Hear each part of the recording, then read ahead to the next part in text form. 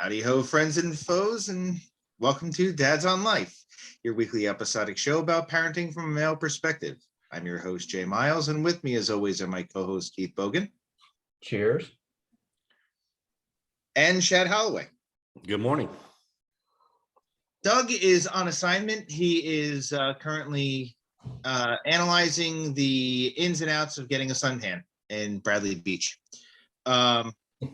Joining us today is an older friend. We've known each other for older, meaning for probably close to 5 or 6 years.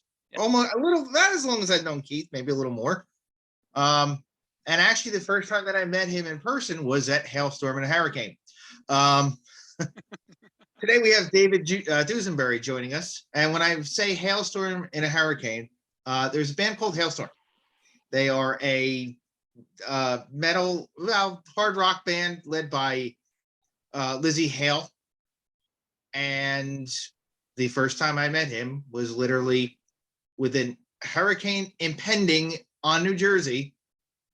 It was moved to a second location. It had moved twice during that day before it was finally settled on that it would be in BB&T Stadium, BB&T Amphitheater in Camden, with a hailstorm pretty much pounding down on the venue that night. And actually, the person that I've met Dave through, I think I've seen Dave more than I've actually seen them in the last few years. So it just seems like, you pick up the phone, and if somebody's not doing something, usually I cross paths with Dave somewhere along the way. Also,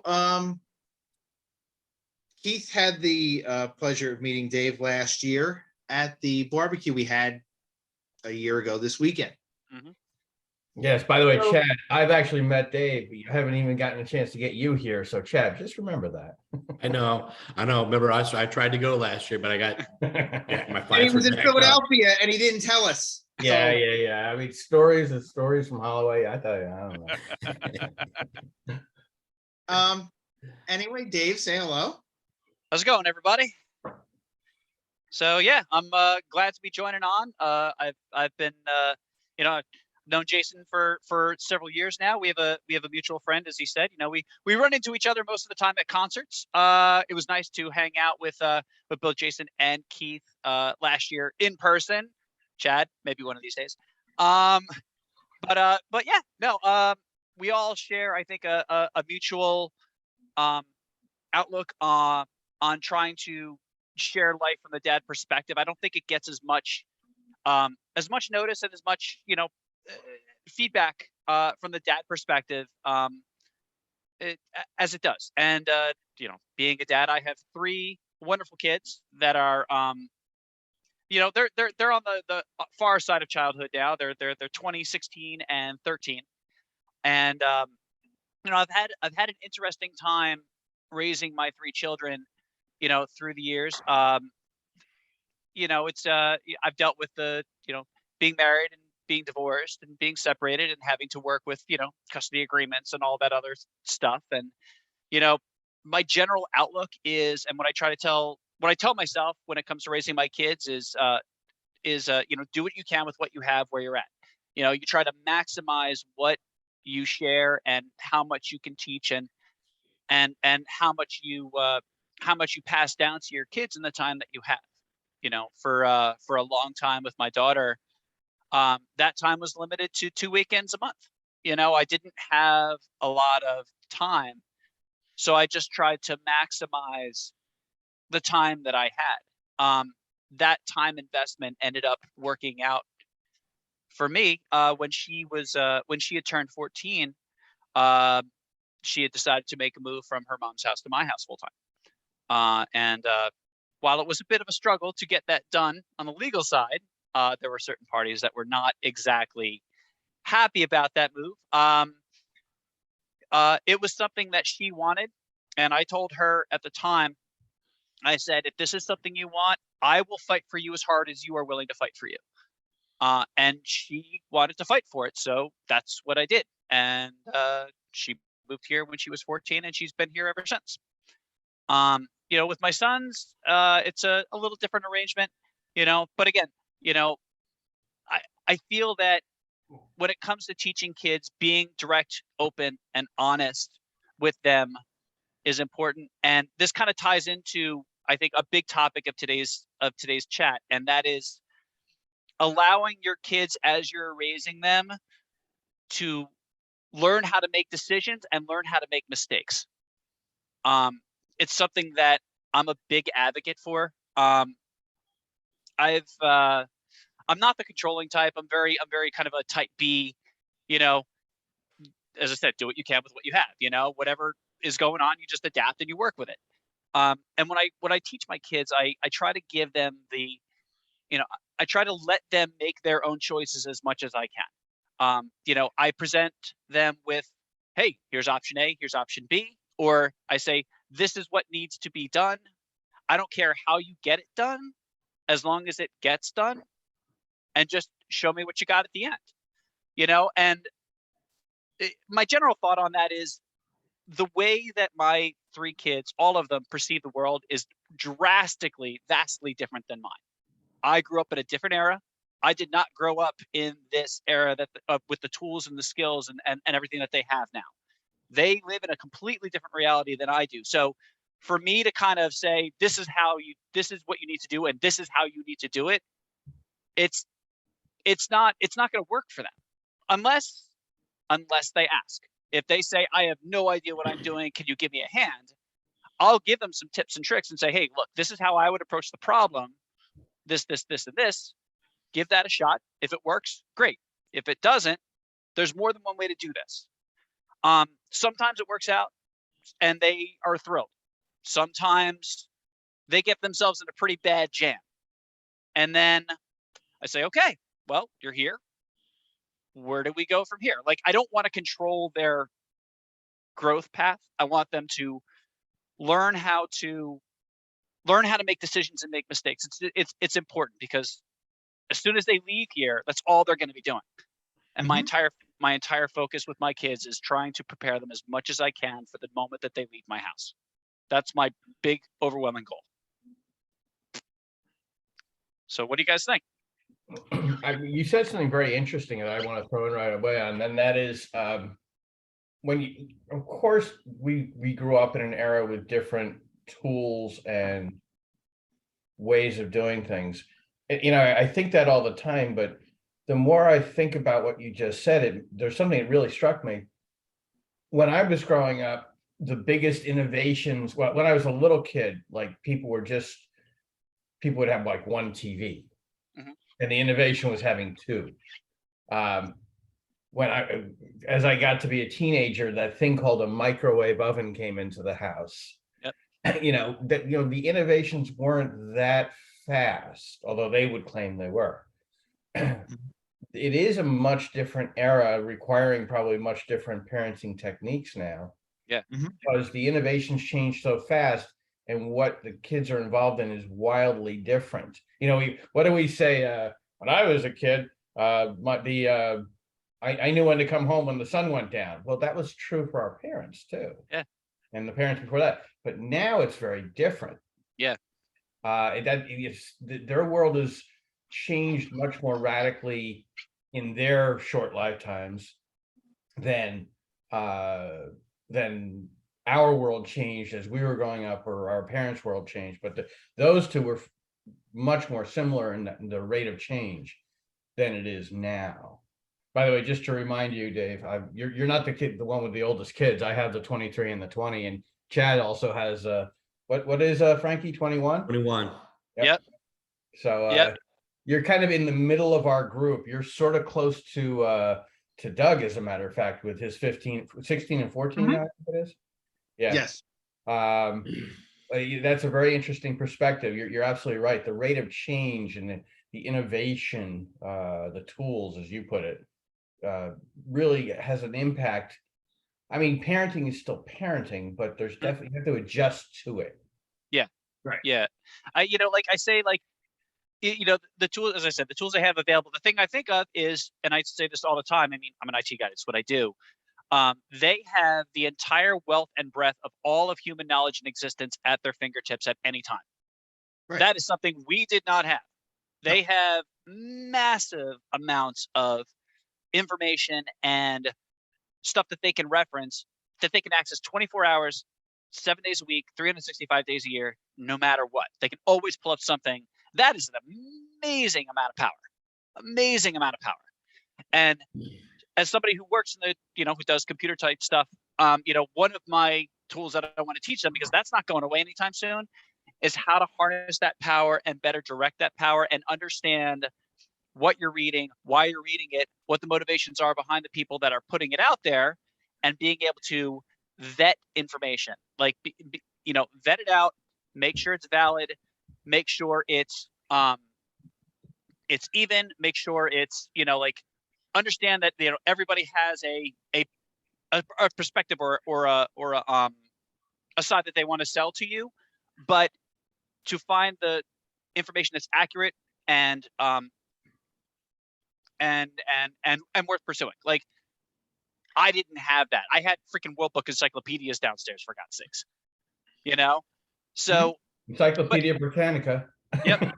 But no, you're right. Like, there are certain things that no matter what generation you are, they're valid things that parents need to pass down to their kids. Values, morals to a point. Some of that stuff is subjective. My big ones are to try to keep an even demeanor, speak directly, openly, and honestly, and not just to others, but to yourself. A big one I say to my kids is how you, and this is something that I know my daughter struggles with, how you converse with yourself internally directly reflects on how you converse with others externally. Mm-hmm.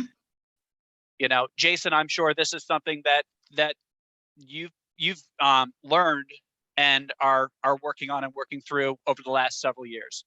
And it's a big thing. It's true, because if you're comfortable with not being honest with yourself, or kind of hiding and putting things away, or things like that, that ends up coming out with people that you talk with outside. And then if they Yep. find out about it, stuff ends up working out like you may not want it to work out. It's that whole sense of what you can control and what you can't. Right. And that's something I try to teach with my kids. Like, if you are direct, open, and honest, and you're comfortable with who and what you are yourself, you can basically be bulletproof. You can not have a sense of fear when you're interacting with others if you always know that you're on the level with yourself. And the party we had here last year, Dave, you brought 2 of your kids with you, if I remember Yeah. correctly. My two Yeah, sons. I just want to point out that they seemed, it was a new environment for them. They didn't know anybody, but they warmed up quickly and they seemed very comfortable with themselves. Mhm. Yeah. They're actually a perfect reflection of what you just said. Yeah, it's important, and it's something that, like, my teaching technique differs from their mother's teaching technique, who is more of she wants to be in control and kind of take care of things. And it's funny because my 2 kids, obviously we have different environments in each of our homes. And I tell them all the time, I have no say in what her environment is. She has no say in what my environment is. I have unilateral control here. She has unilateral control there. So whatever the environment that you're in is, you have to learn to adapt to it. Mhm. My rules are different. Her rules are different. Her rules are no more or less valid than mine. You have to learn to adapt to it. If there's something that you have an issue with, now this is where it gets funny, because if they have an issue with things, I always try to leave myself open to my Right. kids. I say, if there's something that you see, if there's something that I'm doing that you don't agree with, tell me. And if you can give me a good reason why, like, let's talk about it. I'm willing to adjust. I'm willing to apologize. I'm not perfect. I admit that all the time. I'm like, just tell me who and what you got going on, and let's talk about it. Let's have an open conversation. I'm big on that. And that's something that I think both of my boys, they really respond to that. They like that. And that's something that they wish that they could do in other environments besides mine. and I say, guys, it's just, you have to work with what you got. You know, the time will come where you will move out of my house and you will move out of their house, and then you get to choose the environment that you keep. You get to choose the company that you keep. You get to make these choices, learn what you are going through now, and use it in how you want to set up your place. Absolutely. I think, and I know I've had conversations similar to that with my son.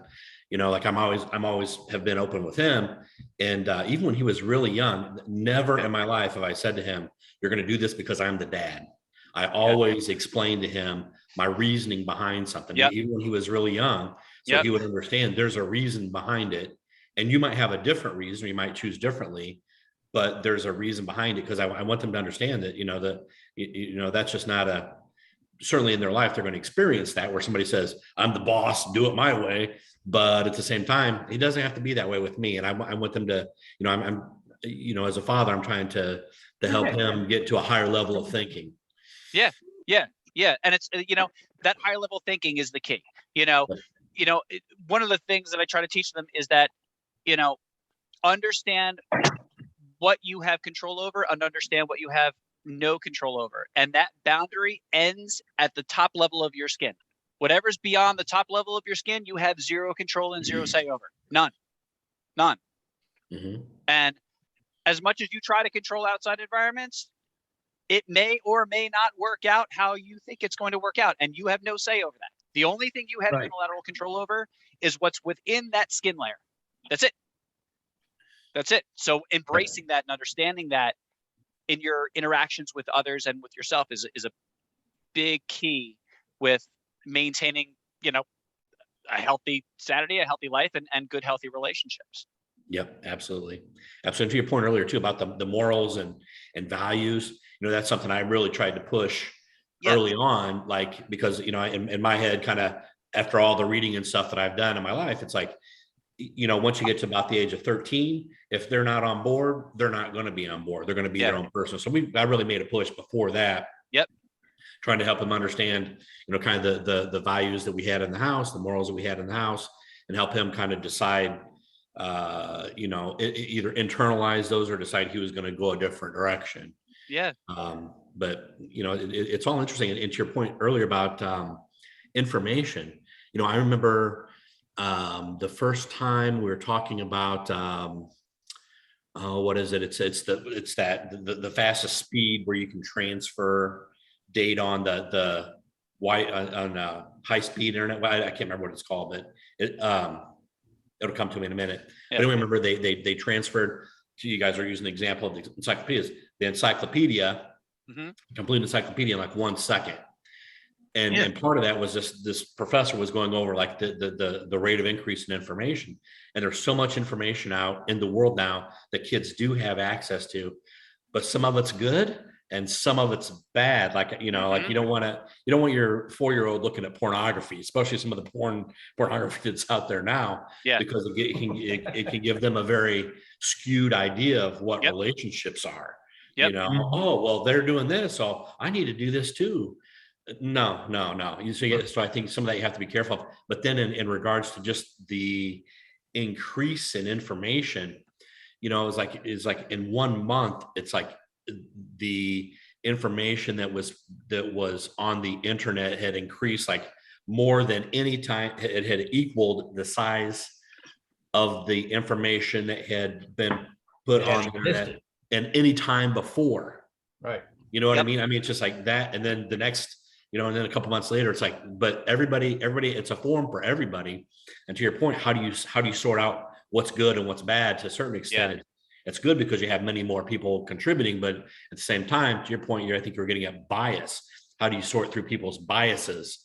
And that's the key. Like, well, this guy's biased. Why does he push this point and identify things that are support his point? So it's kind of helping them to sort out, what's true and what's not. And I don't know. It's a tough one though, for sure. It's really, go ahead, Dave. It's using, one of the things that I try to teach my kids is, and this applies to a lot of different things, personal, business, everything. It's called root cause analysis. Look at what you're being presented. There's always a root cause to why people say, think, and do what they say, think, and do. There's always a core reason. There's always something in there that is driving whatever is coming out of it, right? So when they're going through and reading certain things online or seeing these opinions, one of the things I tell them is, what's the root cause? Like, what's at the core of what they're saying? Are they trying to push a point? Are they trying to push a viewpoint? Are they just trying to provide, dispassionate, nonpartisan information? Are they trying to sell something? There's always a root cause to what people say, think, and do. And Well, and identifying that root cause can give you perspective on the overall message and decide whether it's valid or not.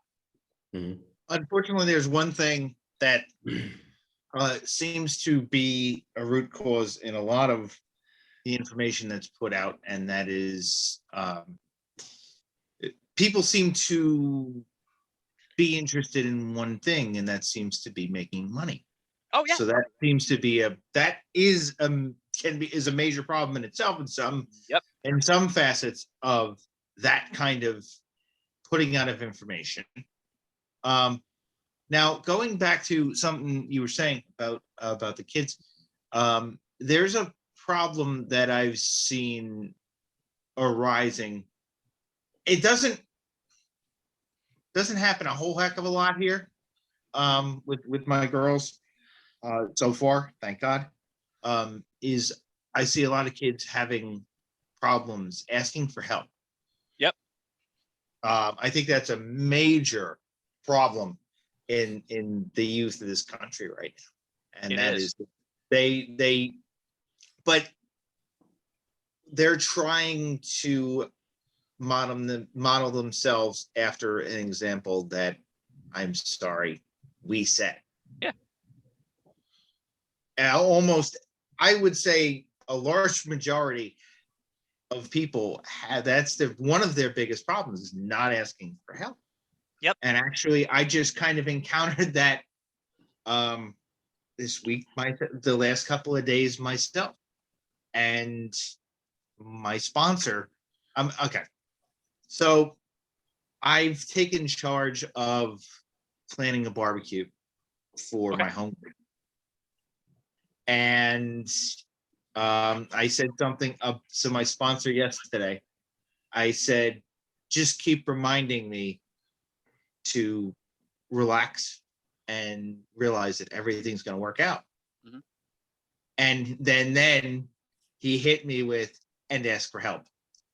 And I shot him a middle finger emoji because I know he's right.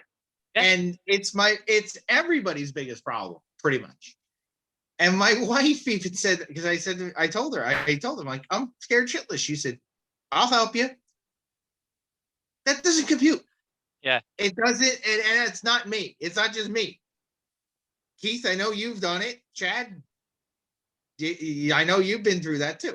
And Dave, I know you. I think Dave is right, though, in pointing out that we're not great at asking for help. I mean, we were raised to be independent, but kids, the younger generation, if you will, our kids' ages, I don't know, it's not that they're worse, but they have so many other places to go look for it, not all of which are reliable. Yeah. Right. That they think they can do anything on their own. We didn't even tell them to be more independent. They just like, well, it's all at my fingertips. I don't need it. And they're not necessarily mature enough to discern what is accurate from what is not accurate when they get that help. And that's the scary part. That's why parenting is so drastically different. In this group, I'm divorced, Dave, you may remember that. Mhm. Chad's been down that dance a little bit himself. Likewise. And like you pointed out, you are too. Jason's the only one who got it right so far. Please keep it that way, Jason. And Doug. Yeah. And Doug when he's here. Right. That's a good point. That's I've forgotten about Doug already. Don't tell him I said that. You know what I mean? But allow me to point out that you are the only one that isn't currently married.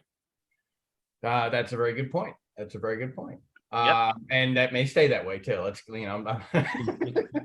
but anyway, Well, I with some remember of the women that I've when, seen you hang out with, I hope so. Okay, hold on a second. Anyway, when I was one of the things I've been wanting to talk about is the differences in opinion on how to raise the kids between parents. Okay. I thought one of the stories I love to tell is when Justin was about a year old, when he was going to transfer from the crib to this race car bed. You know, these race car beds are low to the ground, if you will. And my wife at the time, Dina, was very hesitant to do that. He's not ready. He's not ready. He's not ready. And I kept saying, he really is. He really is. And then one day she went out with her friends and she didn't come back till late at that particular night. And I'm like, this is just ridiculous. So I kind of invoked my will and I put Justin in the bed. It wasn't invoking my will. It's just like, I thought it was a good opportunity to experiment. The bed itself is about this far off the ground, about 8 inches. Yeah. So if he rolls out of it, he ain't going anywhere. Right. But to me, that was like a big difference of opinion, a different style of parenting. One of the many things that led to us not being a couple anymore. There were many things that we differed on after time. But I thought that was a big issue in parenting. I look back now and I'm like, my God, that was nothing compared to the challenges that especially people who have the younger kids, even the single digit or the low teenage years now. It's just absolutely. Oh, well, I see we have a fifth participant in the in the show now. This is great. We do. Hold on. Let me introduce you to. So this. Go ahead. This is the dog of thunder. This is Thor. He's very loving. Hi, Bubbers. Go ahead. Go hang out with your brother. Always good. I mean, Keeper, my cat, has been like pacing around my feet trying to figure out why I'm talking to other people. Anyway, but that's another huge difference in we thought things like that were important ways thinking about raising kids. They were nothing compared to the challenges of sorting through the maelstrom of information that attacks us and our kids every day. So parenting is a whole different story. I think one of the things that almost makes me subconsciously not run to another relationship other than my face is the idea of what if that person wants to have a kid. Raising a kid now as opposed to raising a kid 10, 15 years ago when I was doing it is a whole, it's like it's a different species at this point. It is. It's funny though, because a couple key points that you brought up, I think each of us as humans, one thing I will say is I honestly believe that asking for help is a learned skill. It's not something that comes innate. It's something that has to be taught and it's something that has to be learned. It's not something that comes naturally. I think by nature, we tend to operate in equal parts fear and control. We want to control everything, and the fear of reaching out reinforces that need to control, because as soon as we ask for help, we admit, I'm not smart enough, I'm not good enough, I don't have the tools to do what I need to do. And that's really hard. That's humbling. That's humbling on a number of different levels. And there's a lot of fear that drives that. So that reinforces, well, I'm not going to reach out. I'm just going to do it myself. That's why that's actually a skill that I try to teach my kids. One of the things that I go over with them, I try to approach them in as open a way as possible and try to teach by example. Me, if something comes up that I don't know about, I tell them all the time, I'm not afraid to ask somebody that's smarter than me on something how to do something, because they know it better than I do. It's part of my job. Like I actually use the example of Google. I was like, my job, there's technical stuff that comes up that I don't know what the hell I'm doing half the time. So I need advice. I need to learn how to do something. I use this tool to give me the information that I need to do my job. Now, sometimes I'll look up something and I'll follow those steps and it won't work. It just doesn't work. And I'm like, well, is that the only answer that I can find? And it's funny because that brings me back to, we talk about the difference between raising kids now as opposed to when we were raised. There's a great example from when I was a kid that factors into this. So when I was younger, I was probably, God, like 9 or 10 or something. I forget what grade I Sure. was in. I had an assignment to I had an assignment in school. I had to learn what I had to be able to define what PM meant. So I brought this home, right? I brought this home. This shows, I'm going to show you how my father and my parents' influence blended into how I'm doing things now. I got this assignment. It said, hey, you have to be able to define what PM means. So I went home. I didn't think anything of it. And I was talking to my dad. I was like, hey, Dad, what does PM mean? Like, not telling him that this is what I needed for school. Just, hey, what does PM mean? So my dad says, well, where can you find the answer? And I was pissed. I was just like, come on, Dad, I just need to know what PM means. He's like, well, where can you find it? Where can you find where can you find what you're looking for? And I was like, I guess I can check the dictionary. He's like, yeah, go ahead and do that. So that's exactly what I did. So I opened up the dictionary. You know what wasn't in there? PM, not in the dictionary. Now I'm really mad. So I'm like, Dad, you tell, like I said, I'm going to go here. I looked here. It's not here. I don't know, like, what's going on? He's like, I'm like, what does it mean? He's like, is that, and literally even faced, is that the only place you can look? And I was like, I was so frustrated. And I was like, all right, fine. I'll check the encyclopedia. Coming back to the encyclopedia. I go to the encyclopedia. There it is. There's the item. There's the definition. I got exactly what I needed. I was thrilled. That taught me decision making, asking for help because I didn't know what I was doing, and understanding that the first place that I look may not contain the answer that I need. All three of those lessons in one simple, stupid assignment for freaking elementary school. Mhm. And those are the things that I try to pass on to my kids. Even in today's age of like information everywhere, you have to be able to know what information is valid. And sometimes you have to know who to look, where to look, and when to look. And those are all decisions that have to be made. And learning how to be comfortable making those decisions is a really, it's a learned skill. You have to learn it. It's not something that comes naturally. Now, part of it is people are afraid of the P word, powerless. Oh, That's a absolutely. huge thing in it. People are afraid of that word. And then you have the, let's just call them morons, who view asking for help as weakness. Yeah. Yeah. I tell those guys to go screw. There's Right. more power in asking for help than you could possibly imagine. Now, let me ask you a question. Aren't you the guy that rebuilt a Jeep engine pretty much through the internet? I have a 1988 YJ that I am currently doing a frame up restoration on. Yeah. And So I I know. And I am not mechanically inclined. I got Yep. this Jeep about 7 years ago, not knowing squat about Yep. stuff, right? So I got this thing. I've owned this Jeep for 7 years. I've driven it one summer. Let's just say it's probably not the smartest decision that I've ever made, right? But that one summer was freaking awesome, so I'm working on getting it again. I, at this point, am probably a certified YouTube mechanic. But also something that I don't share a lot, the big reason that I'm able to do as much work on this Jeep that I do, I have a friend of mine, my friend Joe, that I've known since high school, right? I've known him for ever and ever and ever. Dude's ridiculously smart when it comes to, he's actually the guy that I bought the Jeep from. Knows more about cars than, he's probably forgotten more about cars than I've learned.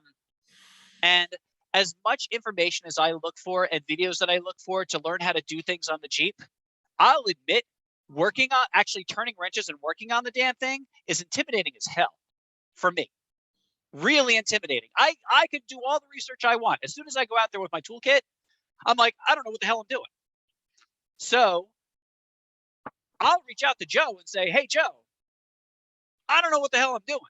He's like, dude, you did some of this before. And I'm like, I know.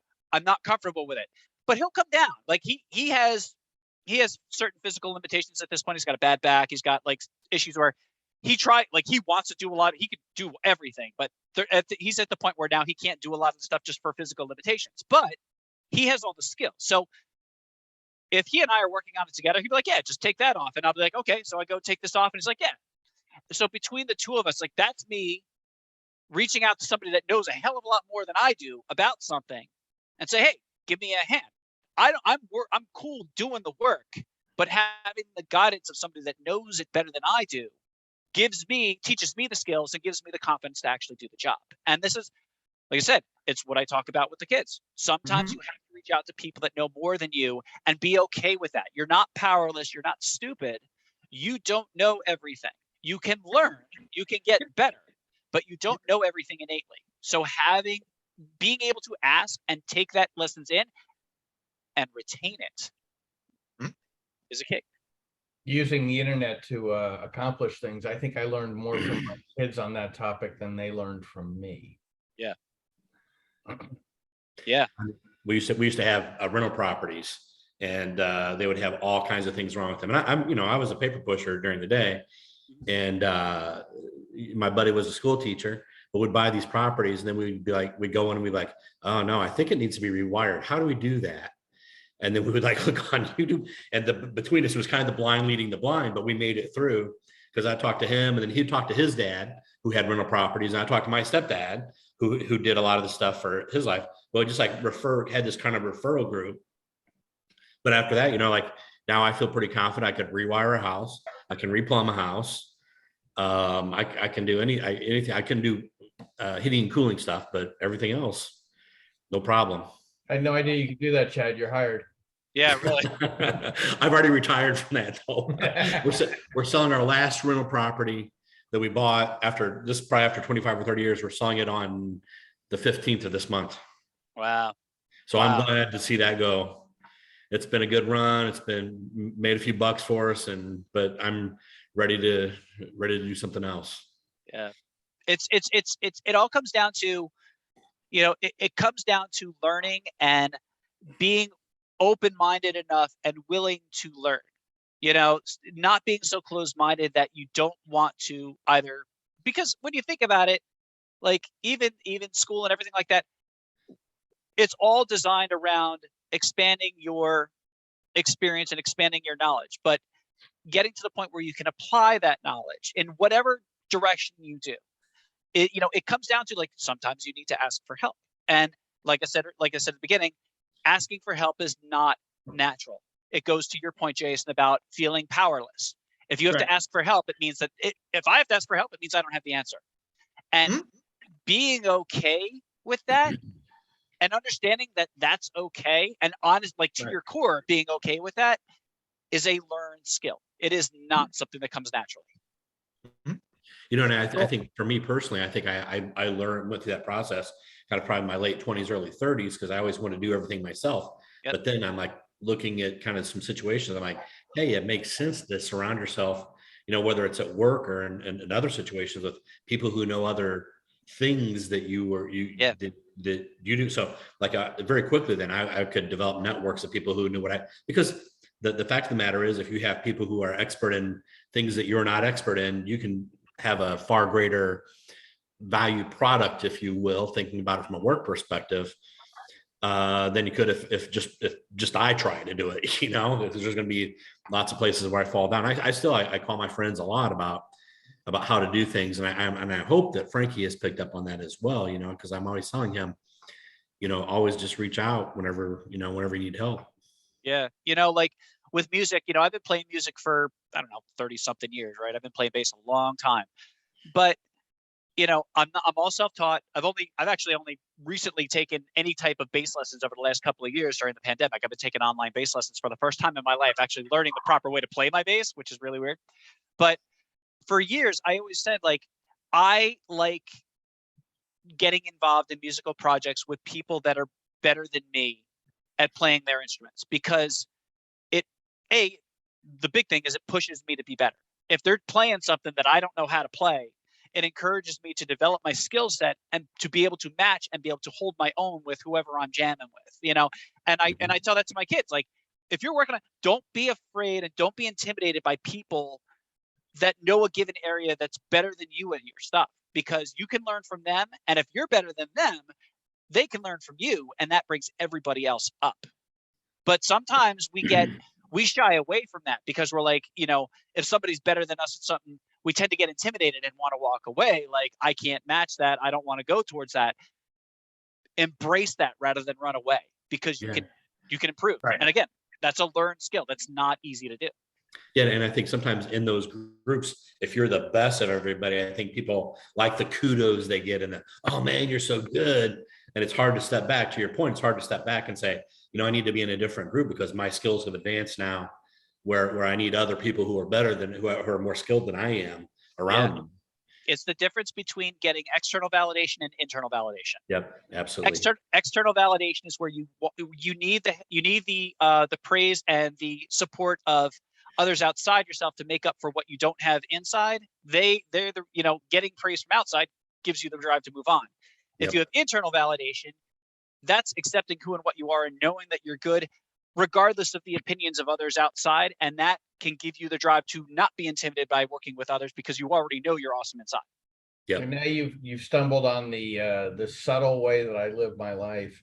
One of the most rewarding things I've ever done is be a sports coach. Mhm. The coach never gets the credit. It's always the athletes who get the credit when you win.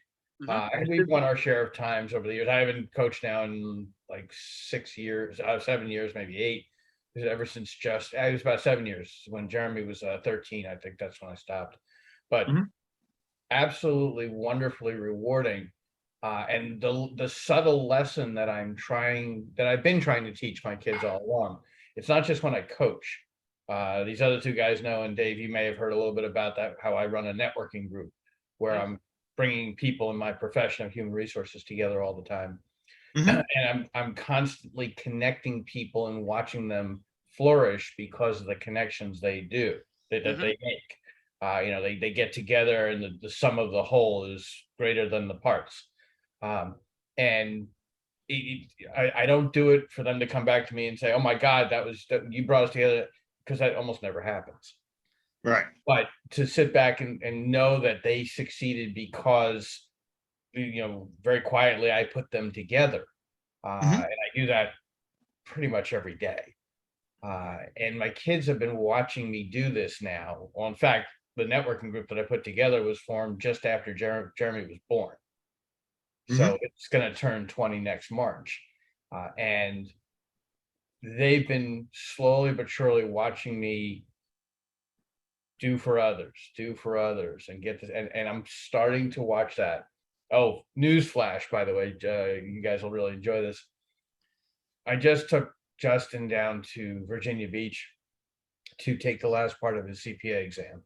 God knows he couldn't find a testing center closer, but he knew he'd be wasted afterwards, so he wanted me to go with him to drive. Anyway, on the way back, talk about doing for others. We're already starting to talk about drum corps.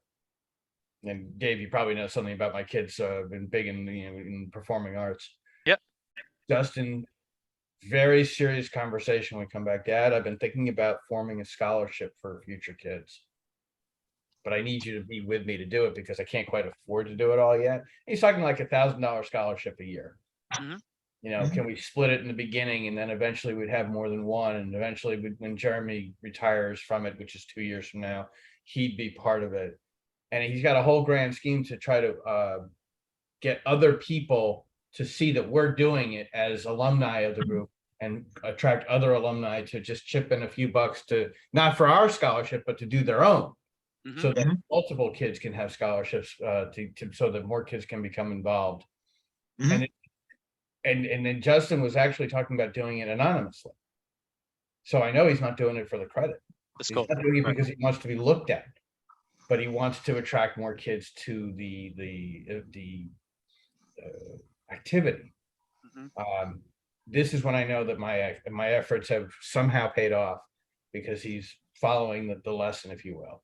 There's, one thing we talk about with this generation, and the kids today, and especially with everything that's going on, with we talk about the generation today wanting instant gratification. They have information instantly. Everything, like they post these videos. Everything's reactionary. Everything's instant. Like, we don't want to wait. But there's a certain there's a really big internal building block if you're able to be patient and put the work in. That I think that comes from that comes from parental influence, you know, learning the concept of patience and work and understanding you're going to hit roadblocks and methodically working through them to get to your end goal, even when something comes up out of it. And then seeing the fruits of that labor, you know what, you're not going to see it right away. You're going to have to put in the ground level base work and then build on that to get to the point where you're at later.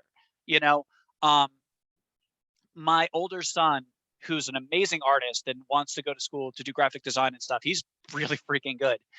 I remember I still have drawings from when he made all of his characters with paddle hands. Everybody had paddle hands, you know, and when he was younger, he used to get frustrated that he wasn't good at something right away. And it's funny because he always worked at drawing, but didn't think of working at drawing as work. It's just something that he loved to do.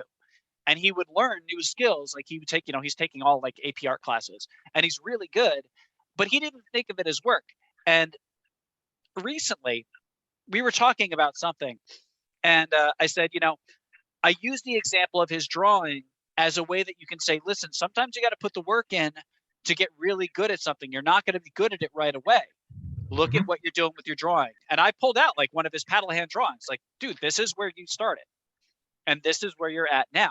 The reason that you are at where you're at now, you didn't draw like this when you were 6. You draw like this when you're 16 now because you put in the work, put in the practice, learn the skills, and really worked at it. And you weren't this good right away. Like patience and work can equal returns later. And as I said, with this generation being so focused on that, you know, needing results or feedback instantly, I think that's an important thing to pass down to our kids, to learn that sense of patience and work. Going back to something, Keith, you were saying about the beds. We did the same thing with went through it with both girls. They both hated their cribs. And, you know, I think by the time they were a year and a half, we had people, but it was a group decision. We decided that was, it was time to do it. And we had, you know, people going, man, you should be doing that. You should be, but they ended up sleeping in their beds. So yeah, I completely understand you on that. But you were in agreement with Elise about that. Right. Yeah. I did it in opposition to my wife. Yeah. That's why I'm divorced. Yeah. You know, and one of the reasons. Yeah, you know, and it's that sense of, you know, like for me and Keith, I totally get you with this. Not with the bed example. I was actually on the same page with my ex on that part. We had a year 2 cutoff. Year 2, you move from this to this, and that's it. If you're gonna bitch for a couple of weeks, we'll deal with it. But you go from the crib to the bed at 2 years old, and that's the way it is. And I was totally fine with that because that's forcing kids to adjust and make a decision. But I mean, it being an environment where one party wants to control and the other party wants to allow things to happen naturally and grow, even if they fail, is a different. And that was a difference for me. Is, you know, it's just that core belief that you have to let kids fail, Right? And parents don't want to do that, man. Like that's something that I see a lot these days. Parents don't want to let their kids fail. And I'm like, why wouldn't you want? As long as you let them fail in a safe environment where like the fall isn't going to be too bad. I mean, I tell my kids all the time, you know, when they're here, like, you know, I understand that some lessons are learned easy and some lessons are learned hard. And there are kids ultimately decide how they want to learn them. I tell them all the time, like, I want you guys to learn this lesson easy. I want you to take this advice, act on it, learn from it, use it moving forward. Like me telling you or me showing you, that's the easy way. Right. Sometimes that's just not going to stick. There's certain things with me it didn't stick learning easy. I know my parents tried, and I just had to fall on my ass. I had to, and the lesson sunk in a lot deeper when I learned it hard. You know, I understand that, but that's like, I think, you know, there are several parents today that just don't want to allow their children to learn a lesson hard. As long as it's done in a way that they're not going to, like, you know, they're not going to get shot. They're not going to, like, you know, something life-threatening isn't going to happen. Right. Let them mention that. Yeah. And you know what? my daughter's dealing with this right now. I love her to death. She is absolutely abysmal when it comes to managing her money. And I've given her all the tools to do things. I've given her like a methodology that I use of how to balance your stuff, make sure that all of your stuff is in order, prioritize needs over wants, know what your needs are, make sure they're accounted for before you go nuts on your wants. I've taught her all of this stuff over the last like year. And that is a lesson that is ultimately going to be learned hard. There's going to come a point in time where she's going to need to afford something that she needs to do, and she won't have the money for it. And she may ask me, "Hey, can you help me?" And I'm going to say no. Like, that's, well, first I'll say, have you been using the tools that I've given you? Where are you at using the tools and the techniques that I've taught you? If I don't get an answer for that, the answer is no. That's called parenting. What do you know? And as I said, I see it a lot where there are a lot of parents that don't want to allow their kids to learn hard. And I think that comes back to bite you later. If you live a cushion life and you have parents trying to control every aspect of it, when you get out on your own and you have to make a hard decision, you're not going to be prepared to do it. And you're certainly not going to be prepared for the fallout that comes afterwards. Well, I think even being prepared for life. So here's my example. So my son Frankie was flying from Phoenix down here to Atlanta, and he shows up at the airport and he goes, and I had paid for his ticket and everything, and he goes, "Hey," he goes, "Dad," he goes, "So did you pay for my luggage to be checked?" He says, "I figured you'd pay for my first bag," because he's coming home from school, right? And then he says, "I got my golf clubs." I'm like, "No, I didn't pay for anything." I said, "Well, just pay for it with your credit card." He goes, "Well, I don't know what happened to my credit card or my ID. I'm flying on my passport." He says, "I either lost it or somebody stole it." I'm like, "Well, you really need to know which one's which." I go, when did this happen?" He said, 2 weeks ago. I go, 2 weeks ago, and you haven't got your credit card replaced yet? I go, "Come on." I go, "You're 21 years old now." And he's like, "Okay, well," so then we kind of went through this stuff, but he's at the airport with 3 bags and no credit card. And I was pretty pissed off. So he had to call somebody to come get his stuff because they won't take. You have to have the card with you. I mean, it's a difficult process to get that stuff on board. So he had to call somebody from his apartment complex to come get his stuff, who they were going to be there over the summer. So, but he did that. And then, so he just flew with his carry-on or whatever, which I'm like, "Listen," I'm like, and I gave him some examples. I'm like, do you think Mr. Gain would do this? Do you think I'm going to go without this? Do you think, I'm like, you need to think ahead. These are the things that you need. I go, and this is the second time you've lost your ID. It just makes me crazy. Yeah. But anyway, like he's got to start with that. And you know how much, you know what I've said to him since then? 0. Because he's got to figure it out on his own. I mean, the kid's 21 years old. At 21, I certainly wasn't fully. I was still on the payroll of my parents, to a certain extent, but I would say probably only about 30%. We're still taking care of him, but he needs to make better decisions, and I don't want to throw him under the bus too much, because he is a good kid and he does good in school and he's got a lot of other redeeming qualities, but at the same time, some of the stuff is fundamental from my perspective. Yep. Agreed. I mean, I use the example of my daughter as well. Like she's a great kid. She's got a good head on her shoulders. She really cares. She battles some personal like insecurities and things like that, and I'm aware of that. And she's trying to right now she's just trying to find her way through life. She had I'll use the example of post high school stuff. She had expressed an interest of going into the teaching profession when she was in school. I was like, okay, great, awesome. So let's plan that out. We figure we'll do 2 years of community college. Because it's close, it's got a good program, and then you can transfer into the school that you want to go to from there. Sounds great. Yeah. Awesome.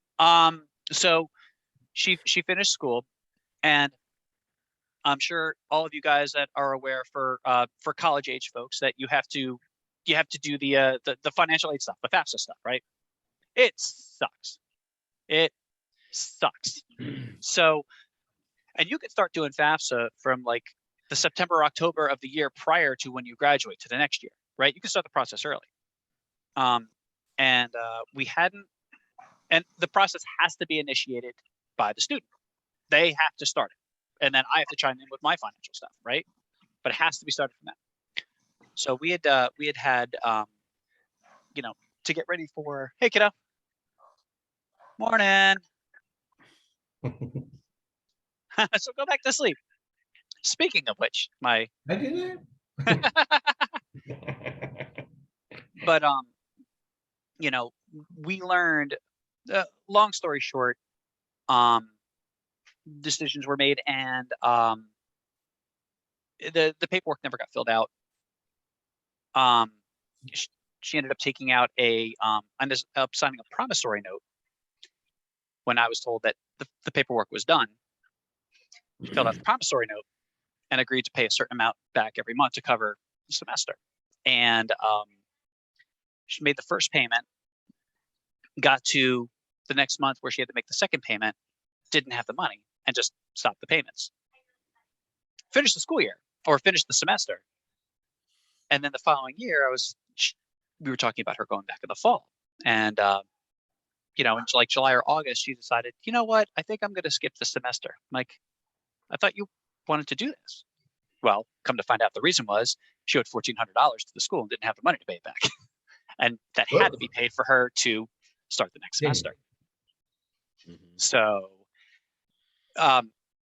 so that was a hard lesson.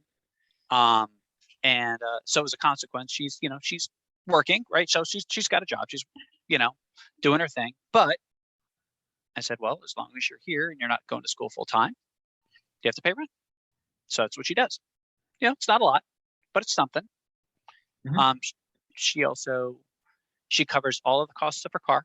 It's in her name. Her car is completely in her name. She pays the registration. She pays the insurance. She pays for gas. She pays for repairs. The car is completely in her name. She's gotten to the point where now you have to learn some self-sufficiency techniques, and that necessitates making some choices where you can't spend foolishly on something if you have to cover something that's a need to get back and forth. Mhm. Her phone is all in her name. I have no say over it. That's hers. The only thing that we still share stuff on is her account. It's a sub account under my bank account. So that way, she likes that because she's not the best at managing things, and I can kind of help her and steer and keep an eye on things. Mhm. But again, it's that once you get to a certain point, you're going to learn some lessons hard, and learning how to become self-sufficient necessitates those hard lessons and learning from them. It's really, it's challenging. And And it's yet painful there are for kids out everybody. there that it's almost as if they're destined never to learn. None of our kids, from what I can tell, my kids are certainly doing fine in that. Jeremy may be learning a little bit slower than his brother did, but Mhm. second child syndrome, if you will. Yep. But they're all going to be fine. But I encounter kids all the time who are like, "You're never leaving home, are you?" I mean, I'm thinking this to myself because they're so inept at, the basic life skills. Yeah, and there's a reason for that. There's definitely a reason for that. It comes from, and I don't know, you always see that like each generation that comes, it tends to be a bit of a reaction from the generation before. Like we were the, Generation X, we were a lot of the latchkey kids, we had to become self-sufficient and take care of things, and I think that kind of lack of oversight lends to parents of our generation wanting to maintain more oversight to compensate for that because they didn't feel that was good for them. So they tend to parent as a reaction to the way that they were parented. And that leads this next generation to being in a position where now I don't know if I can be self-sufficient because I've had somebody taking care of everything for me all this time. Yep, I agree with that 100%. And, Yeah. and it's like, I know that I was missing some things when I was growing up, and my parents did their best, but it just was life. So now I've tried to compensate for that. Oh, he doesn't need to go without this. So, but it's a disservice in a certain respects. Yeah. Yeah. And it's something that, as parents, it's something that we mentioned earlier about recognizing personal bias. That factors big time into parenting. We have to understand the pluses and minuses of the way that we were parented, because we all tend to use the example of how we were parented into how we approach parenting. It just happens. Yeah. Like even I was your age. I tell my kids all the time that they don't necessarily like this. But I said, you're going to get to the point if and when you decide to become a parent, you will tend to use the example of the way you were parented from both myself and your mom. Some of that they're happy with, some of that they're not. I'm like, but you can use that is how it's going to happen. You will parent using the example, whether consciously or subconsciously, of both myself and your mother. Or you may use the opposite. I will say that I use the example of my mother and exactly what my father didn't do. But that's still using your father. Even if it's whether what you follow or what you rally against, you will use that as the basis for how you approach parenting. Whether it's a positive, point of reference, whether it's positive or negative, it will guide your decisions in what you do. And my kids are very aware of how I make those choices and what I'm modeling and what I'm rebelling against. Yeah. I talk about it all the time with them. Yeah. It's and I think, there are a lot of people that like, especially when they're younger, they're like, they want to, reject one parent or the other or both or something and say, oh, I'm not going to do that. I'm going to do things totally different. And sometimes if and when they get into that situation, they use that point of reference to guide their decisions later. And if you're not aware of the unhealthy stuff, you get into a cycle. We hear all the time, you fall into a cycle where it crosses generations, and look, it happens. But being consciously aware of it and understanding the core reasons behind it can help you and learning how to make decisions based on it will help guide you to a healthier relationship, and parenting relationship with your kids. Yeah. Anybody have anything else they want to add before we wrap this up? We got energy here. We could go all day, but probably Dude, yeah. I love this stuff, man. This is awesome. I love this stuff. Yep, Dave, thanks so much for joining us. It's been a real pleasure, and hopefully we can have you back here in the future. Absolutely. Yeah, absolutely. And I think the five of us together would do very well because I'm sure Doug would have had a lot to put into this one as well. So full disclosure, I'm a huge psychology and human behavior buff. That's where a lot of my stuff comes from. I freaking love that stuff. And one of the cool things about being a parent is you get to practice these things that you see and read all the time on a living example and see how it affects and influences them growing up. Like knowing the techniques is one thing, but being able to put them in practice and then seeing the fruits of that as they grow up, really freaking fascinating. If it makes our kids guinea pigs, I like it. Yeah, that's what parenting is. You trying to raise children to take the best of you and carry it on to a future generation to make the world what they're going to make it. That's my way of trying to influence it, hopefully in a positive way, what the world is going to be like when I leave it. Mm-hmm. Very, very, very good. Thank you very much, Dave. It was a pleasure to have you on. Yeah, man, this is cool. This is cool. We just make sure, and next time if Doug's going to be here as well, make sure, we can block out like 2 hours. Dude, I'm in. I'm in. This is awesome. And as I mentioned to you, Keith, I didn't mention it to you, but I could see the three of us and maybe Steve getting together for a football game somewhere at some restaurant, somewhere along the way over by them, by you guys, and Steve and I, what's it, 20 minutes, half an hour to go travel to do that. So that sounds good to me. I'm always we just have to get Chad to move to New Jersey. I mean, that would just, make things so much easier. Yeah, but that necessitates moving to New Jersey. I mean, well, Chad, Rockefeller Center has a real nice Christmas tree. You might want to take the family to one of these years. That's the American experience, Chad. Let's go. Yeah, I know. Well, and they want to go in winter, but I'm like, it's such a pedestrian town. Like you want to be able to walk, I'm like, I just don't want to, but the winters are so tough. So I'm much more of a spring or summertime for New York. But there's a lot of, I need to do it. There's a lot of cool things coming up too. You got 2 big musicals coming up next year too. Back to the Future being re-released and the re-release of Tommy. So yeah. Awesome. I think that's a pretty good place for us to call it a day here. So from all of us here at Dad's on Life, take care, everybody. And Keith, good one. as always, eat my shorts. Chomp, chomp, buddy, chomp, chomp. Have a Later, good one, guys. See ya.